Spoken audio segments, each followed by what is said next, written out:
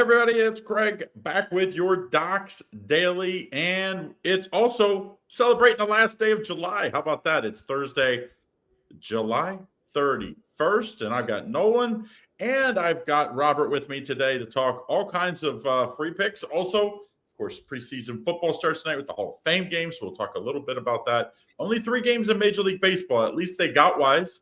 On the trade deadline day, they cut back the number of games today, which is nice because before, this was always a very tough day to handicap, so they kind of took that out of our hands this year. But we'll talk all kinds of betting information. Before I get to it, don't forget, get in on that free $60 account. So you can test us out. You go to docsports.com/free60, get a $60 complimentary put into your account to use however you like. That's for, of course, new customers only. If you're an existing customer, of course, you can just go to the grid and get in on whatever top play you want from whatever capper you want. Also, I do believe it's the last day for that promo code July 10. So JULYTEN, spell it all out, all one word, get you 10% off. I think everything good up to maybe a month pass, it'll be good. So a weekday or a month, make sure you get in on that. Okay, also, last thing, get in on our Premium Plus, or even Level 1. Lenny's in the background here. Level 1 gets you $4.99. They get you early access to all of our videos. Also, Lenny does 5 videos a week at least. So make sure you get in on that. It's just $4.99. If you want level 2, that's Indian Cowboy, $19.99. It gives you 3 or 4 plays every day, most days video format. And then if you want the Premium Plus, you get all 3 levels for $49.99 a month. You'll get 3 Docs Expert Plays plus all the levels below picks. All right, let's get right to it. Robert, how you been doing? And do you have anything big today? I mean, it's a pretty small card today. Nothing big today, and no, I have not been doing well. At the wall in July in baseball, there's no doubt about that. But back-to-back winning days, baseball's a grind. You know how it is. So yeah, I'm not worried about it. I'm still going to end up having a winning season. So that's all that counts, right? So I do think I'm going to have a play tonight in the Hall of Fame game. When we talked last week, I was like, nah, I don't like it. But kind of the more I dig in on this, the more I like both the side and the total. So it's going to be deciding which one I like more. And then my next big play will be probably Saturday in baseball. I have a game scoped out. You said that. It's the dog days of summer. Throughout the Midwest, it has been sweltering. But it sounds like most of the Midwest is going to get a little break in weather this weekend. So it'll be a little cooler. So I do expect that to be a better performance. Because as we see Ohtani in Cincinnati yesterday, he has to be taken out because of cramps. I mean, you talk about the best athletes in the world conditioning and then had to be removed because of cramps. It tells you how that weather, how much it's been affecting some players. It's just been a weird month and a weird few weeks around the All-Star breaks. Like, you got the Rockies winning series. Miami was playing really well there for a minute. Washington, Pittsburgh sweeps San Francisco. Like, all these teams that have been dregs, and not just one or two of them. It's like all of the worst teams in baseball over the last month have been playing better and winning series. And that's going to happen. But it's like you build your stack betting against these teams for 3 months that sometimes you can bet yourself off a cliff with them when regression strikes. But, the trade deadlines today, as you mentioned, we've talked about this before. We saw it over the last week. I don't know if you guys have been betting against Arizona, hopefully. What did I say? I don't like to bet on the teams that make trades to bring guys in because their values get inflated. Instead, I like to bet against the teams that sell off all the pieces because front offices are going to be making it very clear where these teams stand today. And if your season's over, if your front office traded, you came into the season maybe expecting to compete for the playoffs and you just sold off a bunch of parts, it's time for guys to start mailing it in for those last 40 games. And that's going to create some value situations. Yeah, this is the time of year when you got to be uncomfortable. They say uncomfortable being uncomfortable because you're going to have to lay some plus 180s with teams that, like you said, maybe made some big, trade away. But that means usually these young guys come up. So we'll talk more about that. Nolan, how you been doing? Well, I guess it's this way. Nolan, how you been doing? Nolan from Strike Point Sports, welcome in. How you been doing lately, and what do you got today if you have anything big? I'm the same as Bobby. Baseball has been a grind, but I'm really not worried about it because I had a really, really good baseball season last year. So I know that the duration of this league can take its toll. but we're going to attack after the All-Star break as we started to do. After this trade deadline, we're going to be able to find some value where we need to. A lot of times those younger players that are trying to stay on rosters are going to provide us with some value, so we'll attack there. Nothing really big. Probably this weekend we'll come out with something big in baseball. I'm going to pass on the Hall of Fame game tonight, although I do have an opinion. Hopefully it's the exact opposite of Bobby, because that'll be fun for this video. I never go on the Hall of Fame game. I always pass on it. My first play in NFLX will be week 1. So, but other than that, things are good. My daughter just had her tonsils out, so it's interesting here in New York. And today's temperature is 31 degrees cooler than yesterday's temperature. Hey, wow. Did you guys just see Padres acquired closer Miller and lefty Sears from the A's? So Padres making some swings at it. Some big moves yesterday. Bieber, I was shocked at Bieber. Of course, I know he's getting ready to come back, but usually guys that are coming back from long-term injuries, you don't see a lot of people making moves there. So it's interesting to see what we're going to see after this, because there's lots of teams that made moves yesterday that I was not surprised. There's some teams I was a little surprised for. Obviously, Arizona and Texas were the two teams coming out of the All-Star break that I said they had to show something. Texas showed something, and thus they're not going to be big sellers. Arizona did not. They're big sellers. Giants, will be interested to see if Giants make any moves, because they've got swept, 0-6 the last 6, right? So it's unbelievable. They've out-hit. They're like 1-11 in their last 12 games or something like that, and they've out-hit their opponent in like 9 of those 12 games. Like, it's really unbelievable that they just are not scoring runs. They're hitting the ball well, and their pitching has been fine, but just not scoring runs. It's really bizarre. Kind of like a 2-year problem that San Francisco's continued to have, where they just couldn't have it. Seattle makes a big move, like big. I mean, they did it early. They continued to do it. I'm a little surprised, although I said this yesterday, or I think it was Monday with Lenny maybe. I think they believe, and they're probably right, the American League is pretty wide open. Like, you're not scared of the Yankees. I don't think people are scared of the Blue Jays, the Red Sox. Like, you go down, the Houston Astros, so you just go down through it. The Tigers, like, there's no one that you would like, oh my goodness, we can't beat that team. Maybe if you're in the National League, you're a little bit like, man, can we still beat the Dodgers, the Phillies, the Mets? These teams are all pretty good. The Cubs and Brewers have been playing good. But do you feel, Robert, that it's like it's just pretty wide open, and that's why you see teams like Seattle that's not usually big movers, movers and shakers, that did it this year? They didn't have to give up like a ton to get what they got either, though. Like, they were smart moves, and I like the fact that they just clearly addressed their issues. They can't hit the ball. Nope. And the two guys that they got, I think it's funny that Seattle is like absorbing Arizona, like taking two of their best hitters there. But yes, it is wide open, but it's still pretty wide open in the National League also. Like, you saw the Brewers sweep the Dodgers those 2 times. The Dodgers aren't running away with it. They're not going out to win and winning 120 games. The Padres aren't scared of the Dodgers. The Phillies aren't scared of anybody. So it's going to come down to what it always does, and that's who gets hot and who is playing their best baseball at the end of the year. That's it. So I like that Seattle is taking a shot here, but as we've seen in past trade deadlines, how many teams have you seen go out and make big splashy moves at the trade deadline and then go in the tank? Like, just because you're making big deals and you're adding big names and big bats, that is not guaranteed that is going to translate onto the field, especially in a quirky sport like baseball. It worked for Texas, worked for Kansas City when they won, but there's been a lot more cases that it hasn't worked.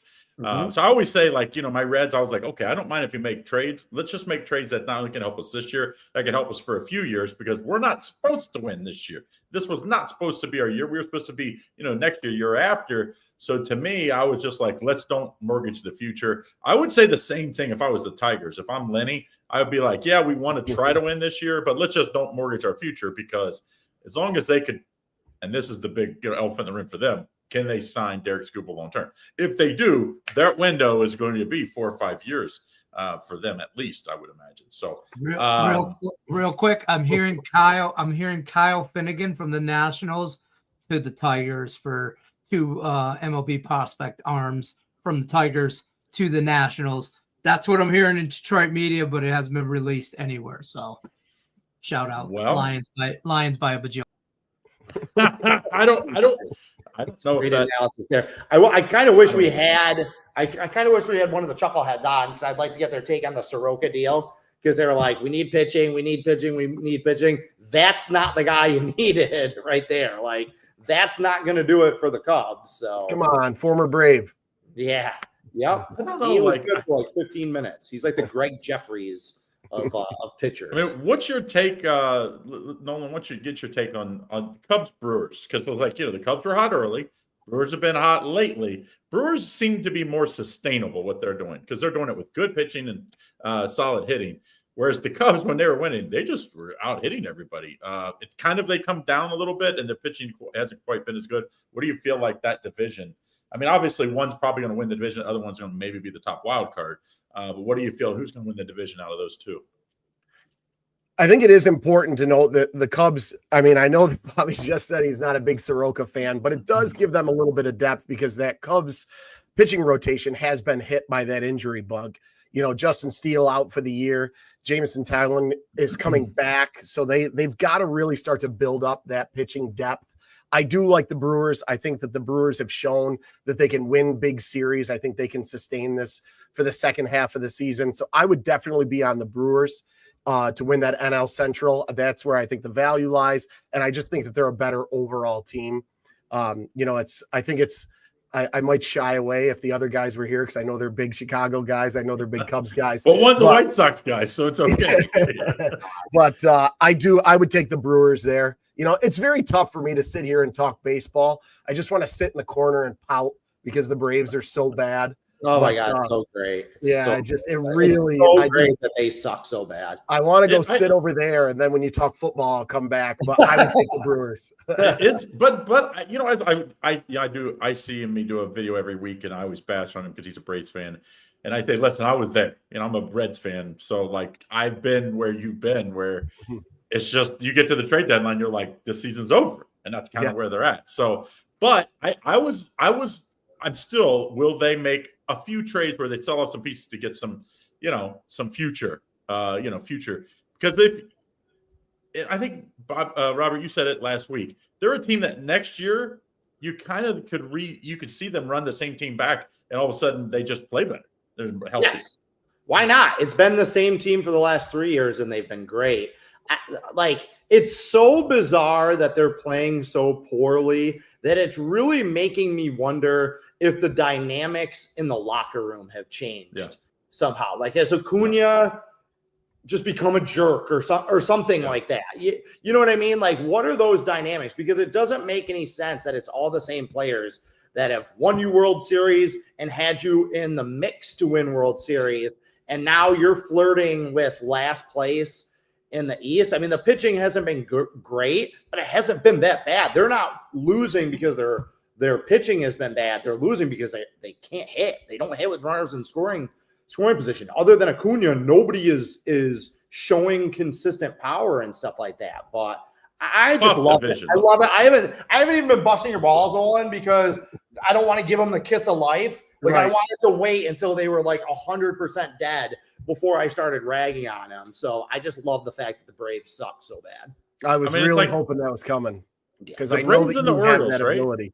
The Braves and the Orioles both, I thought, were going to be good this year, and they both are just scratch your head. You don't they basically ran the same teams back for the most part, and it's they're both out of it, and it's just and both of them have the same situation. It's oh, dude, can we just run this back next year, and then maybe things will be fixed, or do we, But they also both have the same problem. You're right. Neither one of them has gone out and paid top dollar for frontline starters. The Braves have been so anathema to that over the last few years. And that's not to go too deep in the weeds here, but that is a very high level thing for them. The Braves are basically a real estate company that has a baseball team on the side. They're making so much money from the stadium, the battery, the development around there. That is now the template for all of these new stadium deals that you hear about in other sports across the country. They are all trying to do what the Braves did, where they own all that land and all that area, all the shopping, restaurants, bars, all that stuff around there that the Braves, like their management doesn't really care about. They got their one World Series, and that's why they're not going out and being aggressive about adding frontline starters. Like imagine the Braves if they make a move for Skubal over the next couple of years, right? Like he's exactly what they need. They can afford to pay him money, yeah. anything that he wants, but they're not going to do that. So they're going to squander the primes of these guys. And it's the same thing. Well, it's different reasons, but Baltimore is the same thing. For the last 3 years, it's like, okay, you have all this good young talent. Are you going to go get a pitcher? Are you going to go get like an number one starting option? They came into this season with a bunch of mediocre pitchers who got lit up earlier in the year. The hitters weren't hitting as well as they did last year, and it's fallen apart. So yeah, they could both run it back and be legit contenders and be primed for big bounce back seasons next year. Both teams, I think, will be great value when the odds come out to like win their divisions next year. They'll both be like good plus money picks, but are either one of them going to go get the pitching that they need? Yeah. And they're both in ridiculously deep divisions. So it's like you have to, that's always the thing at the trade deadline. How many teams are in front of you? Yes, everybody's in the wild card. I mean, you look at the wild card, everybody's within 5 or 6 games, it feels like.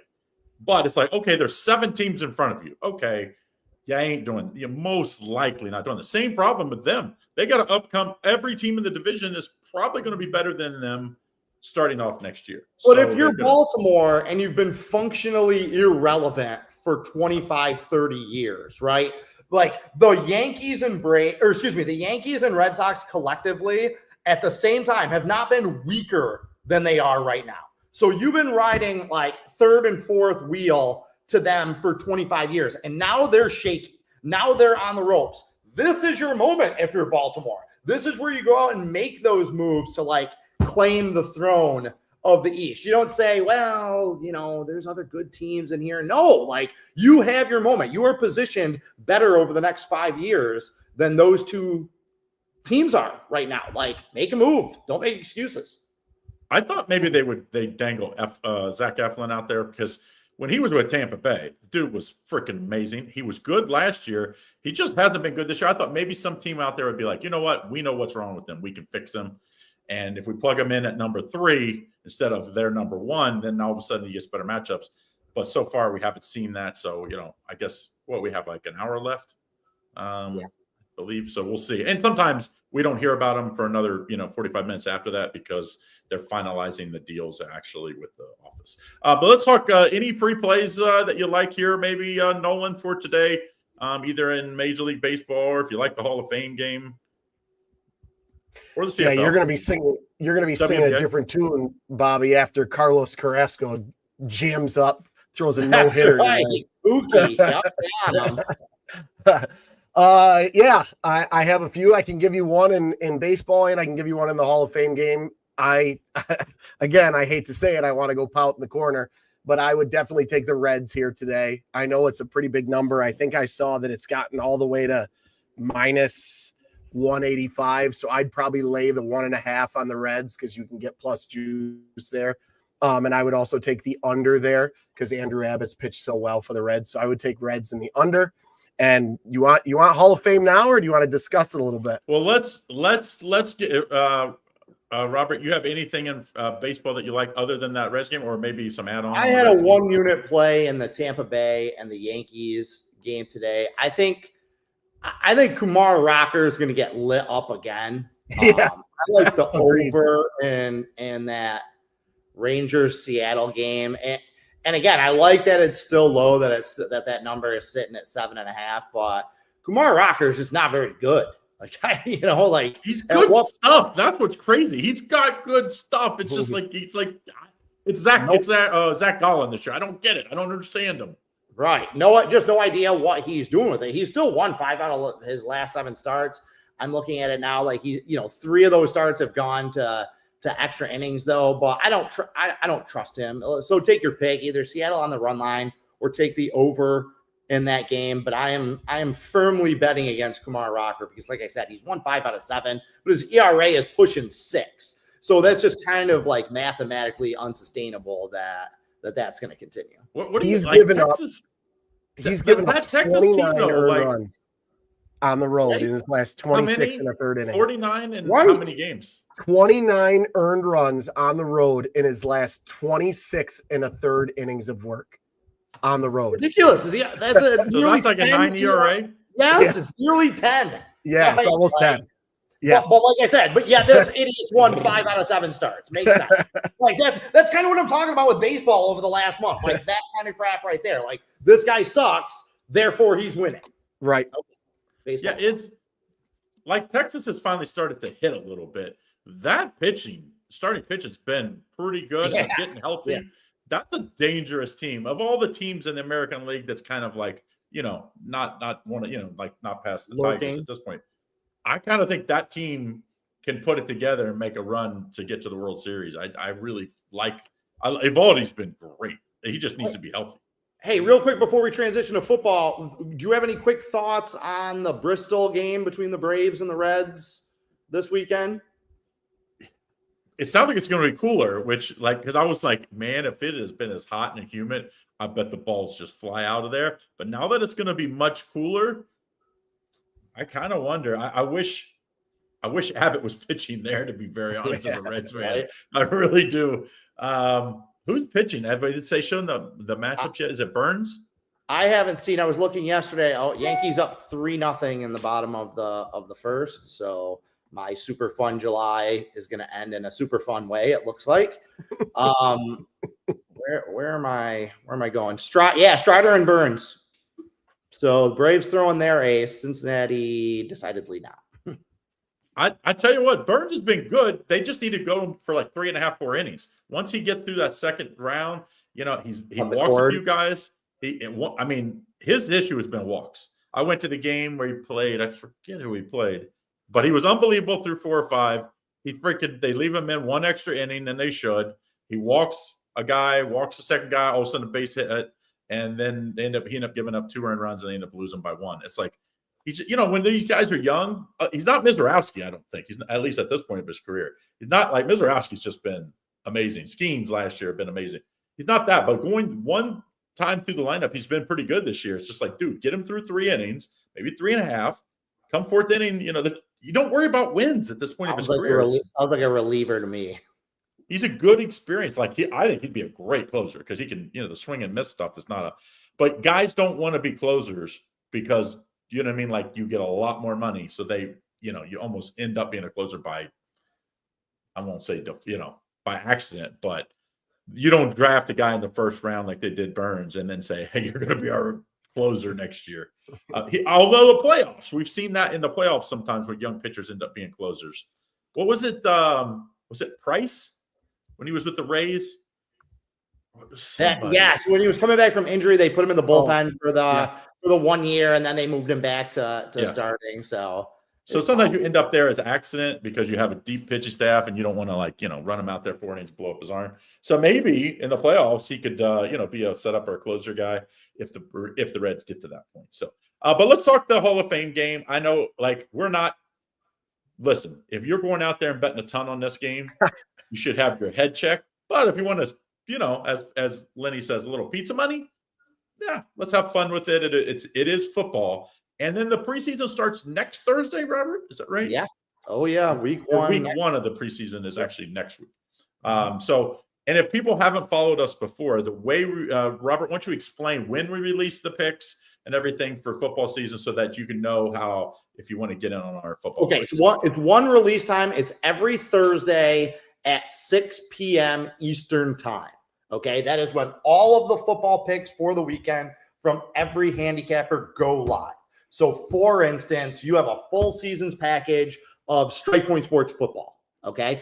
He will have all of his picks rated, graded, numbers, full analysis, uploaded into the system before 6 p.m. Eastern time. At 6 p.m. Eastern time, you will get an email with your picks for the weekend, or you can log in and view them on our website and then go bet them wherever you bet. Obviously, we don't take any bets. We're just a handicapping site, but that's how it works. All 13 handicappers will have their picks live and ready to bet for the full weekend. So that's what's nice about it, is that you don't have to wait until Sunday morning to find out what your NFL action is. Yep. You're going to know Thursday night who you're betting on Monday Night Football, Saturday night college football, those 1:00 NFL games. So you can just set it and forget it. Bet it and forget it. Put your bets in on Thursday. If you want to wait on some numbers to move, whatever, it's fully in your control how you play it. But we get you the information out and we get it out there early so that we can take advantage of numbers before they move. So that's it. 6 p.m. Eastern time. And that includes the preseason. Yes. And if you buy a full season pass, you get the preseason picks if your capper releases it. Not every capper releases plays, and not every capper is going to release nearly as many for sure. And remember, that's both college football and the NFL.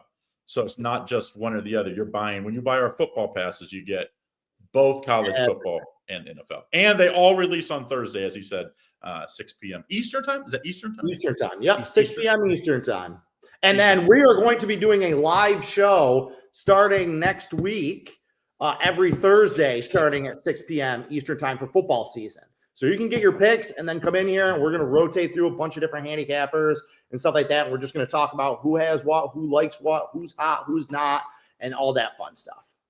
Yeah. And don't forget, it's early bird sales over at the website. So get in. If you like a football pass, go in and get your favorite expert now. I think that'll probably go for the next couple of weeks, right, Robert? It will go through the preseason, but if you get it now, it's $750. I figured it out. I think it's like $27.80, something like that, a week.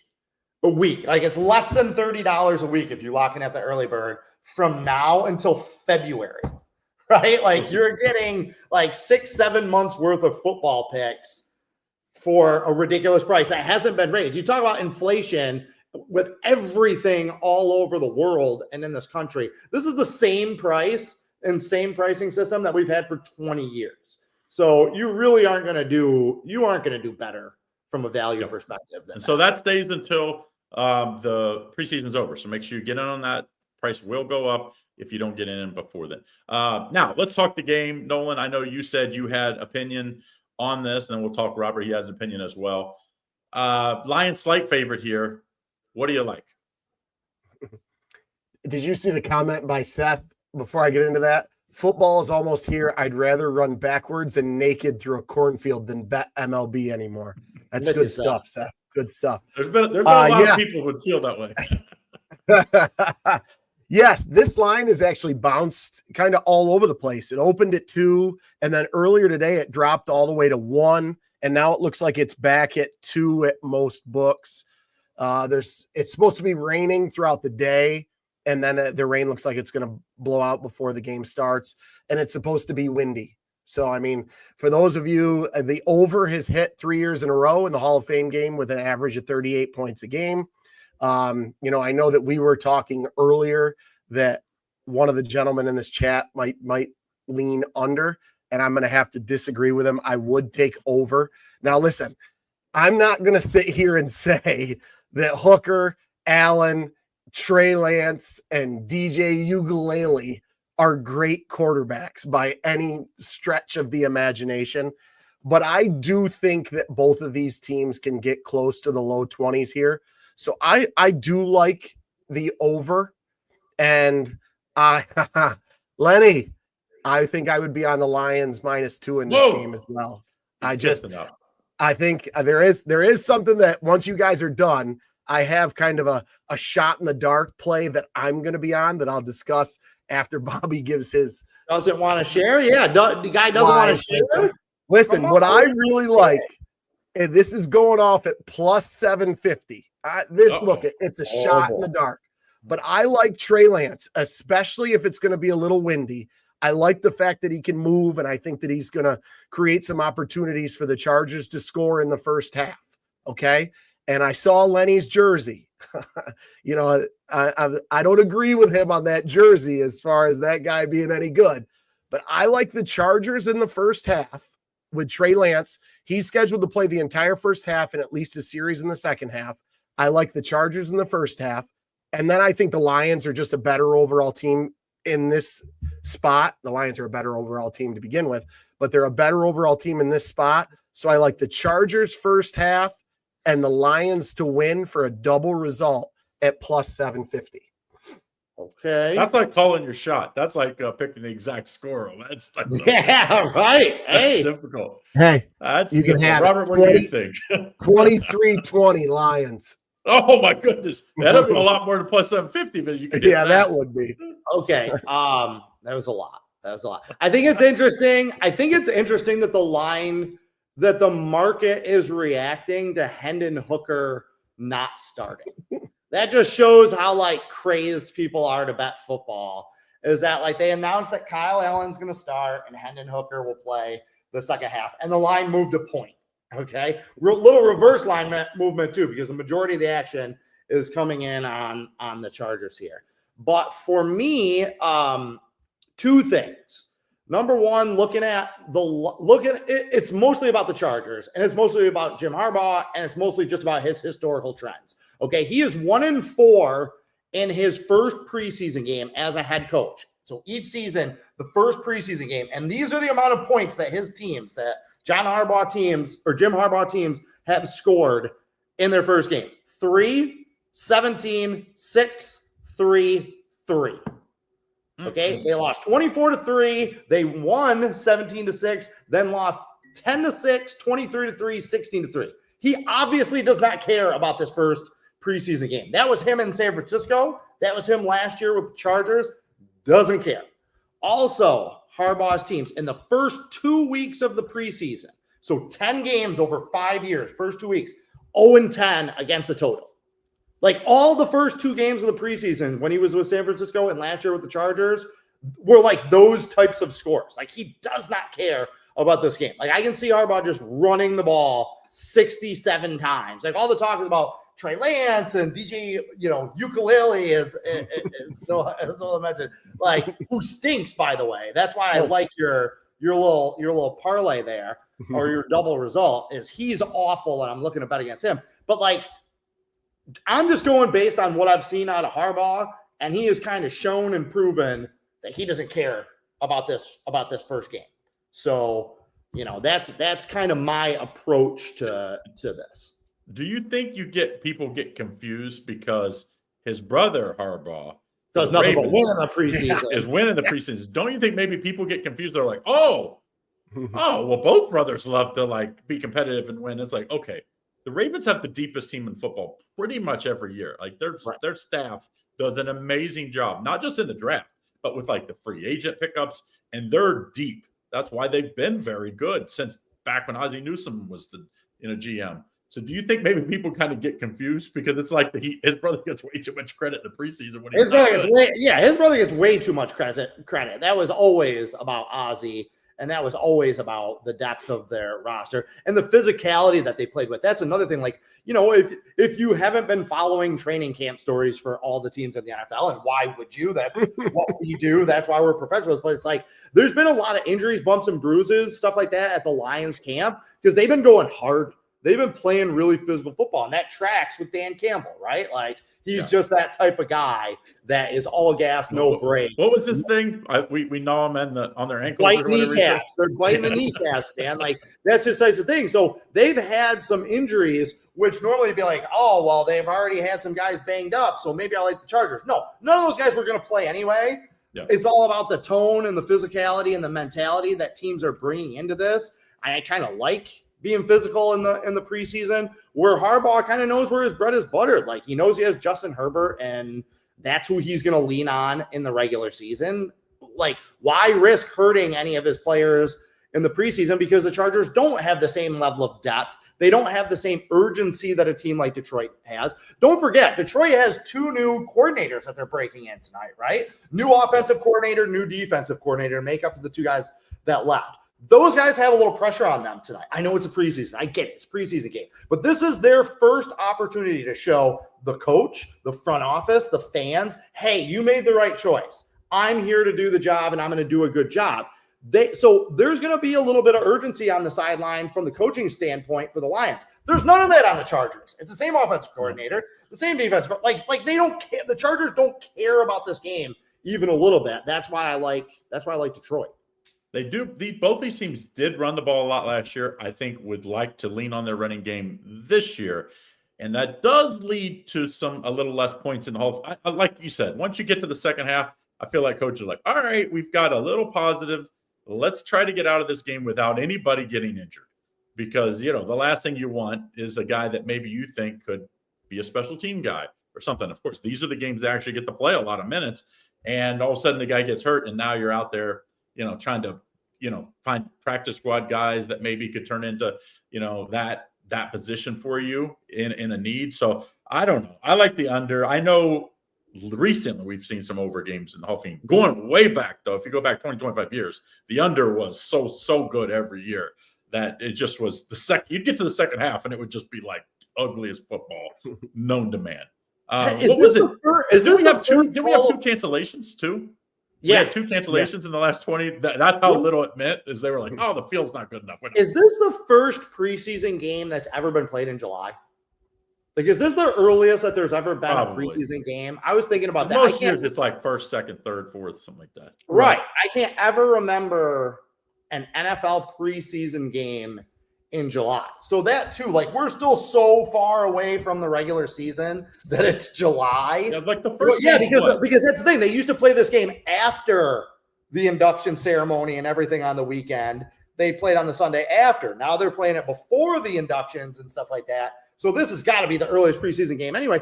But that makes everyone care even less because we're still 5 weeks away from the season. So yeah. Thursday, September 4th is the Thursday opening game with the Eagles and Cowboys. Cowboys. So we have over a month still left. So just remember, slow and steady wins the race, especially in the preseason. Hey, I want to say something too, that this is something else that's unique about Doc's preseason service, about Doc Sports, is that all of the plays that are being released, when you hear us talking about plays, like how I said I'm going to release a play, they are capped. They are 1 and 2 unit plays. Like, you can have a maximum of 1 3-unit play in the whole month of August. So like next week when guys are releasing picks in the preseason, it's 1 and 2 unit plays. Like, we're not looking to, throw out 6 and 7 unit plays in the preseason and stuff like that. Like, this is about, you are able to find some angles in the preseason. There is some value betting the preseason. This is about working those gambling muscles too, right? Like, just getting back in the habit and the routine. Like, I'm going to bet on this team this week, and then I'm going to watch them play, and either they performed to my expectations or they didn't. Okay, they didn't. Why? And then how does that change them? So it's just about like flexing those gambling muscles that you have a little bit, but just keep that in mind that when we talk about people releasing preseason plays, you're talking 1 and 2 unit plays. Like, these are small plays just to get, a little money in your pocket and to just kind of get that momentum going for the regular season. And these do count toward the records for the cappers for the full year. So this little money, yeah, 100%. It's not like we release them and those are kept separate. So guys aren't out there. They're not out there giving 10 plays because they don't want to just give you a play to give you a play. They're really the money you're betting is real. These are our real records. Like, all of this is live fire. But again, they're smaller plays. Like I said, like tonight, if I release a play, it'll be a 1-unit play. So. In my opinion, the month of August should be more CFL plays as far as rating wise than, because at least they're playing for real. We've seen them play for 5 or 6, 7 weeks. So you do have some, like Robert said, part of what we do is taking what we see and what the public perception is and figuring out ways to make money doing it, like betting against the public. Sometimes we're going to be with the public, whatever. So you can get that as you get into seasons, no matter what sport you're playing, including right now. You got the WNBA going, you got CFL, and then Major League Baseball. For the guys that don't like Major League Baseball and you want to take time off, you can also get in our CFL passes, WNBA pass. I know IC, and who's our other big WNBA? Raphael? No, Raphael has soccer today. Are you talking about just who's hot? No, just in general, guys that are doing more WNBA. Oh, I mean, I have WNBA service. Strike Point Sports has WNBA service. There's a lot of guys that are doing it. I haven't looked recently to see who is hot right now in WNBA. But yeah, I mean, when I see the plays, I think usually has one almost every day. Not every day, but almost every. Not necessarily top play, but like I'll play every day. Yeah. There's the one game today, which I actually think like Valkyrie they're in their, they're in their underdog role, like right where they like to be. We'll see if they can pay out. But Tony George looked like he's having a pretty good season. He's not one for big plays. IC, as you mentioned, has been heating up. So yeah, there's all kinds of action other than football. But if you don't like baseball, Valkyrie's on the road, they stink. On the road, they do stink. They beat Atlanta earlier this week. So at home, though, they have been really good at home.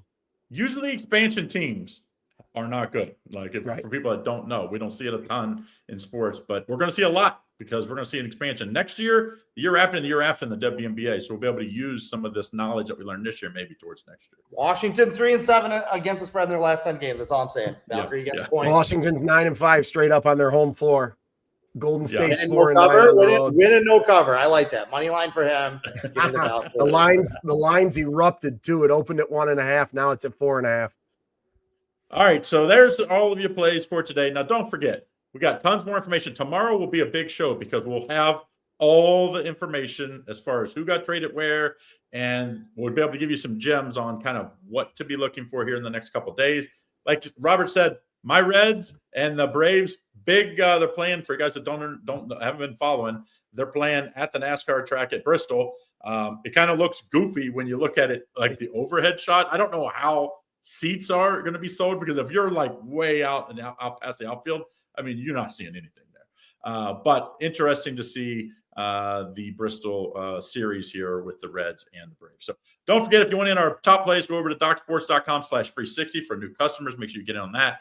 And of course, go over to Doc Sports if you're just a regular customer, get in on the grid, find out who has the top plays, and just use that grid to buy plays on a daily basis. All right, guys, have a great one. We'll see you again on Friday, 1 o'clock Eastern Standard Time.